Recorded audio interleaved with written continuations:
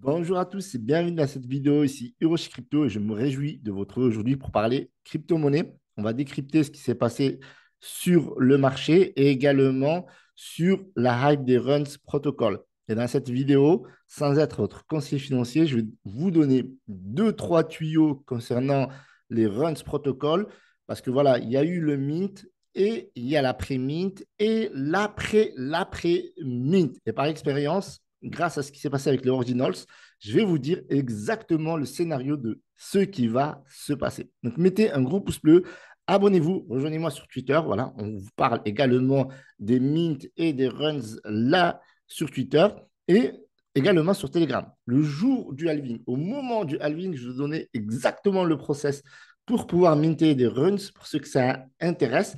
Alors, en ce moment, est-ce que ça va être le bon moment de mint? Sincèrement, je ne pense pas, mais il se peut qu'il y ait des opportunités et c'est ce qu'il faut suivre dans les prochains jours. Donc, on va commencer par décrypter le marché. Donc, moi, ce que je note, c'est que voilà, même si aujourd'hui, il n'y a pas beaucoup d'évolution, forcément, c'est dimanche, forcément, il y a une baisse du volume. On a eu quand même de belles choses qui se sont passées ces précédents jours, étant donné qu'il y a eu le halving, il y a eu le retour de la hype sur le Bitcoin. Les gens se sont remis à acheter du Bitcoin et Runs Protocol a aidé à cela parce qu'il y a eu beaucoup de Bitcoin qui ont été achetés parce qu'il faut du Bitcoin simplement pour acheter des inscriptions sur Runs Protocol. Du coup, ça a contribué un petit peu à relancer cela après tout ce qu'on a vécu ces derniers jours.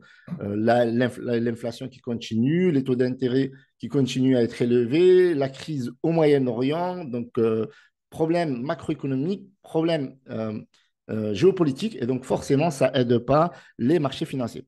Ce que je note de plus, c'est qu'on a l'index Fear and Greed qui repasse au niveau de la cupidité. On est à 62 et on a également un Bitcoin qui continue sa dominance à 53,5%, même si ça baisse d'1%, c'est quand même assez costaud. Ça veut dire que les gens se ruent un peu plus sur les altcoins.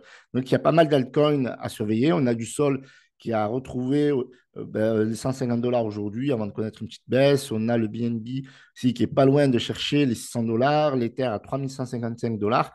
Donc, on a un petit truc sur les alts qui est en train de se passer. Donc, j'espère que ça va continuer. J'espère qu'il ne va pas y avoir de creux. C'est possible qu'il y ait un creux dans les prochains jours. Voilà, une fois qu'on connaît le halving, généralement, on connaît un creux. Maintenant, le marché semble rebondir, ce qui pourrait annoncer une semaine haussière la semaine prochaine. Donc, à suivre.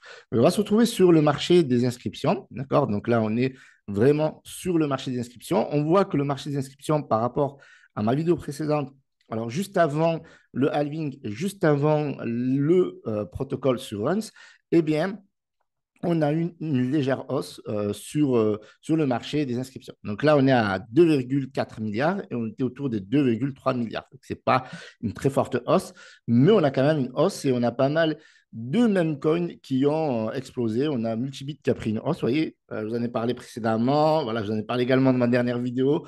Donc Multibit qui continue sa croissance et là, on est sur plus de 47%. Alors, bien entendu, encore une fois, je ne suis pas votre conseiller financier, mais ceux qui ont suivi la vidéo que je vous ai partagée sur Multibit à travers le top 5 des crypto-monnaies à recharger, eh bien, il y avait quand même 47% à faire. Donc, ça, c'était super intéressant. On a le RAT aussi qui a bien percé ces derniers jours, plus 28%. SAT, donc Ordinals. Donc là, on est sur les Ordinals. Donc, on a 18,63%. Et vous voyez que le marché de Ordinals, quand même, c'est un marché qui se porte plutôt bien dans le sens où on a eu de superbes crypto-monnaies, même si c'est des mêmes coins, mais qui vont chercher quand même des performances à plus de 100 millions, 700 millions, 500 millions, plus d'un milliard, 2 milliards. Les Ordi ont passé les 1 milliard. On était autour des 900 millions, quand je vous ai parlé de Ordi dernièrement, 900, 950 millions. Donc, il a pris plus de 10%, on est à plus d'un milliard. Donc, le marché des Ordinals, eh bien, se porte bien et Runs Protocol, entre guillemets, ça aide un petit peu, ça relance un petit peu la hype parce que les sites, on va regarder un petit peu tout ça, ben on voit que tous les sites qui lancent ou qui parlent des runs parlent également des ordinals. Donc forcément, ça donne une énorme visibilité aux ordinals. Et donc forcément, la capitalisation des inscriptions, eh bien, elle a légèrement augmenté, même, elle a augmenté tout de même. Donc, on a les inscriptions sur Runs Protocol qui ne sont pas encore sauf erreur de ma part, sur CoinMarketCap.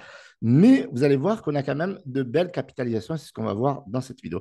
D'abord, on va commencer par voir le top 10 des inscriptions. Le top 10, c'est-à-dire les 10 inscriptions qui ont été mintées le jour du halving. Et donc là, on voit qu'il y a cette inscription, Uncommon Goods, cette inscription qui n'est pas encore validée, qui va prendre 4 ans à être validée.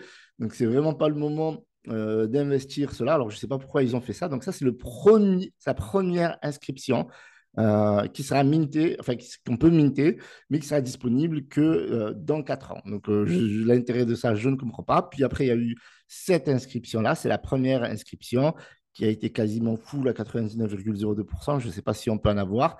Du coup, après, on a eu Decentralized. Donc là, on a le classement. Et généralement, dans le classement, on trouve des pépites, notamment Satoshi Nakamoto. On en a parlé dans le canal Telegram. Et c'est là où il y a quasiment le plus de holders. Là, on a 19 889.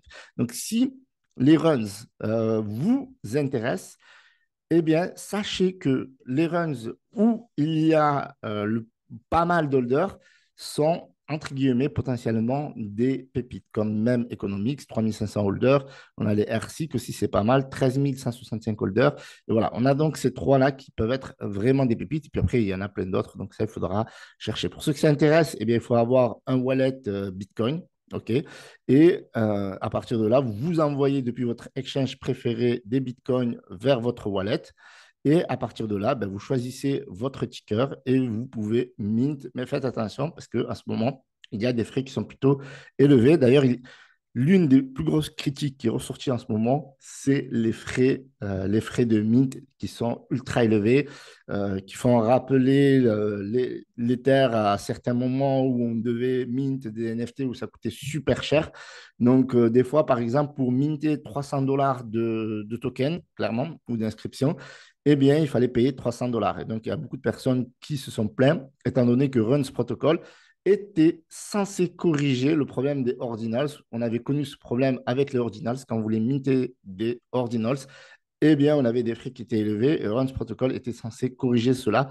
Maintenant, à voir ce que ça va faire par l'avenir, parce que là, on est vraiment dans le mint pur et dur.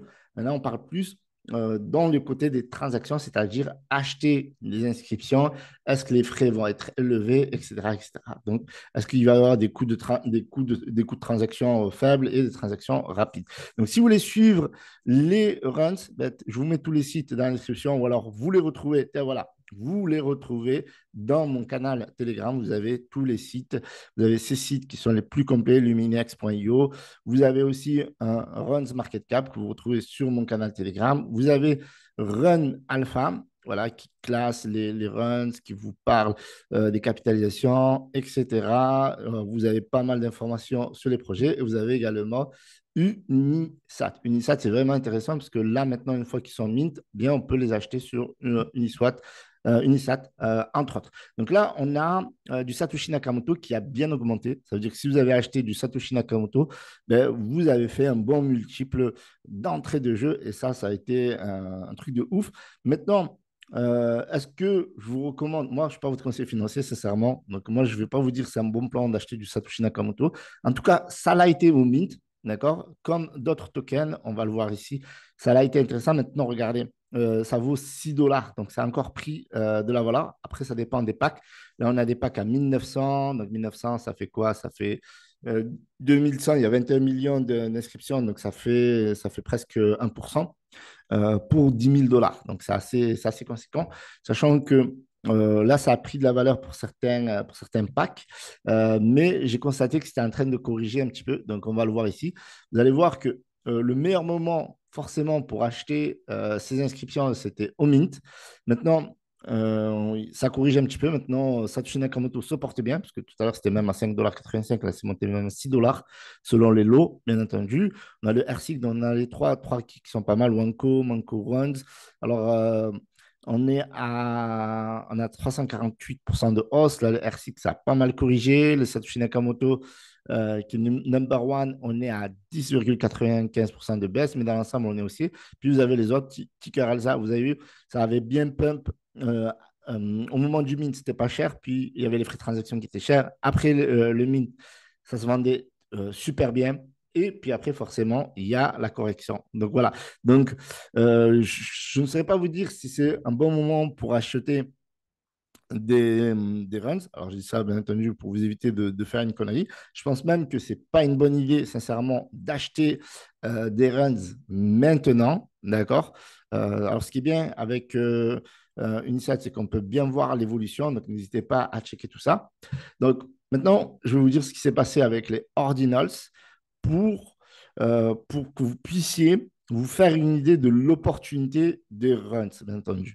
Encore une fois, je ne suis pas haut conseiller financier, je vous partage exactement l'expérience que j'ai vécue avec les ordinals et il n'y a pas de raison que ça, que ça ne se passe pas pareil avec les runs. Donc, avec les runs, on a connu une euphorie, d'accord, littéralement, parce que on a su ce qui s'est passé avec les ordinals et on sait maintenant qu'il y a eu des grosses capitalisations sur Ordinals. Notamment, Ordi qui est monté à plus de 2 milliards. On a SATS qui est monté à plus de 1 milliard, qui est en train de repartir. On a voilà, des bridges intéressants. On a des memcoins qui sont intéressants. On a de nombreux memcoins sur Ordinals et ça continue de construire. Parce que vous voyez, Track, par exemple, c'est des nouveaux. OXBT, c'est des nouveaux également, même si voilà, ça corrige pas mal en ce moment. SATS, ça c'est venu, ouais, c'était au début. RATS, et vous voyez que ça tient sur le long terme. Et donc, ça, c'est cool. D'accord. Donc, ça veut dire que je pense que les runs sont là pour rester, comme ce fut le cas pour les ordinals. Maintenant, sur les atomicals, on n'a pas connu la même, entre guillemets, la même euphorie que les ordinals. Mais je pense que les runs protocole, vu qu'on en parle beaucoup, je pense que ça va tenir. D'accord. Sincèrement, je pense que ça va tenir. Maintenant, je pense qu'il y a un moment, après tout ce qui vient de se passer, c'est-à-dire grosse hype du mythe, hype des premiers jours, ça va se calmer. Ça va littéralement se calmer pendant quelques jours, dans une semaine, 15 jours, je pense que ça va se calmer. Sincèrement, je pense que ça va se passer comme ça. Ensuite, il va y avoir les premiers listings sur CoinMarketCap des runs et il va y avoir les premiers listings après 15 jours, 3 semaines dans les gros exchanges, Get.io, Mexe, Bybit, etc., etc., etc. Donc, je pense que lorsque, après la première semaine, ça va baisser, je pense que là, il va y avoir une bonne opportunité d'investir. D'accord. Après, c'est mon idée. Après, vous faites ce que vous voulez, bien entendu. Donc, deuxième semaine, il va y avoir des listings sur CoinMarketCap, etc. Ça va remonter un petit peu. Troisième semaine, on va connaître des listings sur des exchanges. Et donc, il faut suivre ça de près. Bien entendu, il se peut qu'il y ait des listings plus tôt. Maintenant, je pense que les différents projets ou même coins qui tournent sur Runs vont créer leur et développer leur, enfin, vont créer leur projet, développer leur communauté, etc. avant d'envisager quelconque listing dans un exchange ou sur CoinMarketCap. On va voir que ça marche un petit peu avant d'établir des listings parce que quel que soit le listing, c'est payant et ça peut coûter très très cher en période de bull run, bien entendu. Voilà l'idée. Donc moi, là, en ce moment, je ne vais pas acheter de runs. Je vais attendre que la hype se calme. Et dans une semaine, je vais beaucoup plus m'intéresser. Bien entendu, je vais suivre tout ça sur tous les sites que je vous ai parlé, sur Telegram, sur YouTube, etc. Et ensuite, je vais acheter parce que je sais pertinemment, je l'ai déjà vécu avec les ordinals, ça va se passer. Là, il y a un gros focus, mais ça n'empêche pas de corriger. Et ça, il y a certains trucs qui vont, voilà, qui vont bien marcher et qui vont corriger derrière. Et les gens ils vont penser que ça va être abandonné, etc. Et boum, comme market cap, puis listing dans les exchanges, puis ça repartir, puis on va avoir du Binance dans 6 mois. Donc, c'est un truc qu'il faut suivre. Voilà, il ne faut pas investir bêtement. Acheter maintenant, ça serait être kamikaze. Vous voyez que regardez, ça a corrigé un petit peu. On était à 6 dollars tout à l'heure, on est à 5,85 $ maintenant. Bref, il faut être vigilant et saisir les bonnes opportunités, surtout si vous n'avez pas mint. Maintenant, si vous n'avez pas mint, que ça vous intéresse de minter, eh bien, il va falloir chercher, creuser des projets, principalement sur Twitter. C'est là où voilà, ça communique pas mal. Parce que voilà, vous pouvez rechercher notamment sur ces différents sites, trouver la crypto qui vient juste d'être mis en lancement de mint, etc. Et puis après, rechercher sur Twitter, soit à travers le contrat, soit à travers le nom de la crypto-monnaie, enfin de l'inscription, s'il y a un projet derrière, s'il y a une communauté qui se crée, etc., etc. Voilà ce que je voulais vous dire dans cette vidéo. J'espère que vous allez pouvoir dénicher des pépites. Si vous nous avez suivis sur le canal Telegram, j'espère que vous avez pris, enfin, que vous avez eu l'opportunité de saisir soit du même économique, soit du Satoshi Nakamoto, bref, et que vous avez fait un bon profit. En tout cas, ça m'a fait plaisir de vous partager tout cela. Donc, je vous remercie d'avoir visionné cette vidéo. Passez une bonne fin de soirée. C'était Hiroshi, pouce bleu, abonnez-vous. Ciao, ciao.